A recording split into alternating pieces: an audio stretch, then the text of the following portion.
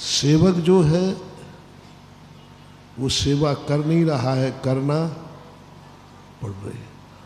और भक्त सेवा करना नहीं पड़ रही है, वो कर अभाग्य मान के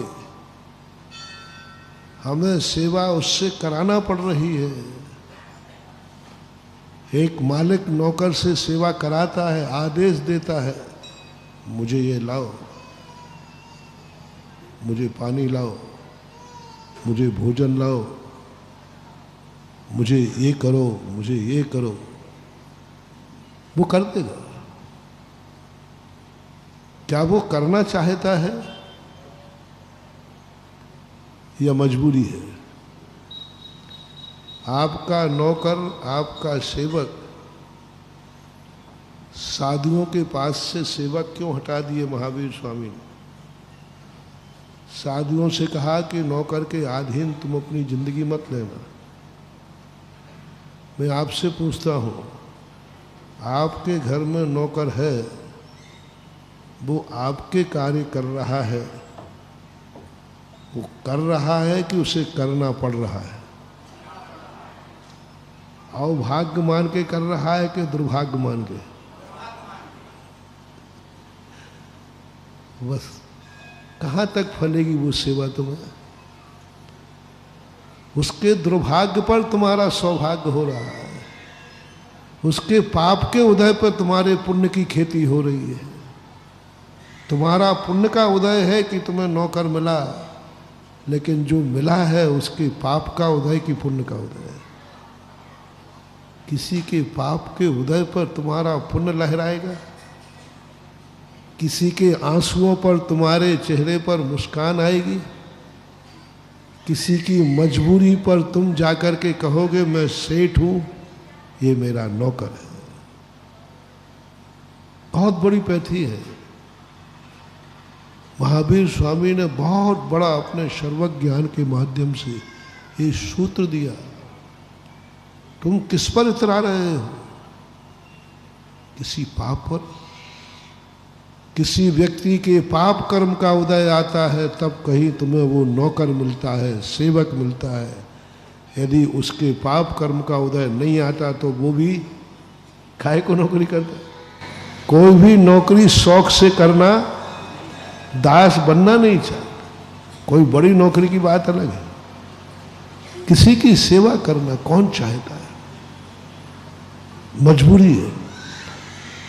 कौन ऐसी माँ है, कौन ऐसी है जो अपने बेटे को पालने के लिए दूसरों के यहाँ रोटी बनाने जावे? मजबूरी है, उसका पाप का उदय है। इतना पाप का उदय है कि वो अपने पेट जब भर पाएगी जब वो किसी के लोगों के पेट भर देगी, बचा हुआ मिलेगा। पेट अपना भरना है लेकिन किसी का पेट भरेगी, और वो भी जिससे उसने भरा है वो नहीं मिलेगी, बची हुई बासी रोटी मिलेगी। आपके घरों में जब कोई नौकर नौकरानी होती है, उसने क्या क्या बनाया वो तो तुम्हें मालूम है, लेकिन जब वो घर से जाती है तो उसको कौन सा भोजन दिया जाता है? थोड़ा शेयर करना। बचा हुआ बासा उसने बनाए, तुम्हें ताजे ताजे ताजे हैं, लेकिन उसको तो वही बासी रोटी ही नसीब होती है। वो घर जा कर के कहती है, माँ आज लेट क्यों हो गई? बोले जिसके यहाँ मैं रोटी बनाने जाते उनके यहाँ मेहमान आए थे, आज उनका जन्मदिन था, शादी की सालगिरह थी, तो इससे क्या? बोले बेटा थोड़ा ज़्यादा व्यंजन बनाना पड़े। क्या क्या बनाया माँ? तो ये बनाया। तो बच्चा कहता है कि आज माँ वही लाई होगी, लेकिन माँ की झोली देखी तो क्या निकली? ये कुछ हम गलत तो नहीं बोल रहे?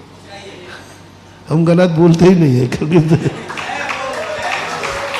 हम तुम लोगों से पता करके बोलते हैं, इसलिए गलत होने का।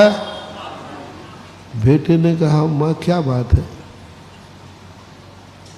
तुमने उस सेठ के लिए इतना सब बनाया,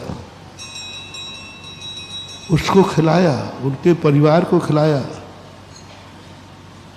और दिया तो उसने वही जो कल देता था, प्रतिदिन देता था।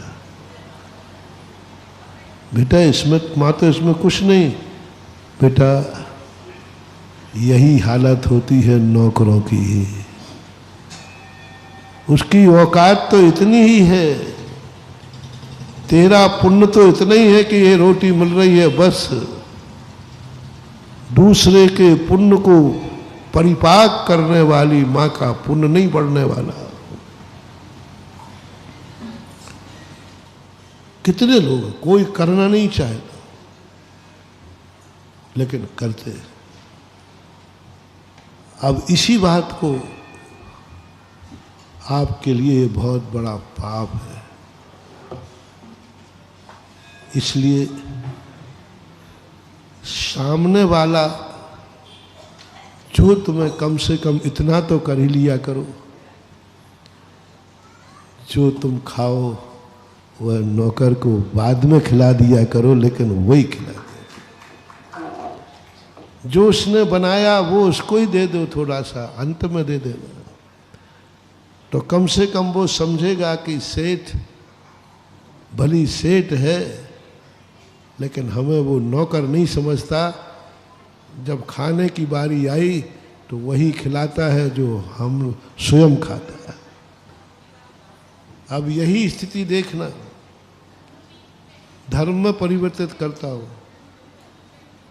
ऐसा श्रावक, सच्चा श्रावक, सम्यक दृष्टि जब ही खा सकेगा जब वो दूसरे को खिला देगा। श्रावक, एक बदकिस्मती देखना, वह बदकिस्मती श्रावक श्राविका जब ही खा सकेगी जब दूसरों को, और एक पुण्यात्मा जीव, सम्यक दृष्टि जीव को कह रहा हूँ, उसकी किस्मत में भी यही लिखा है, जब वो किसी को खिला देगा तब वो खा सकेगा, उसका इतना पुण्य का उदय है। जय जिनेंद्र। अगर आपको मेरी वीडियो अच्छी लगती है तो प्लीज़ मेरे चैनल को सब्सक्राइब करिए, लाइक करिए, शेयर करिए। इसी तरह से अपना प्यार मुझे देते रहिए।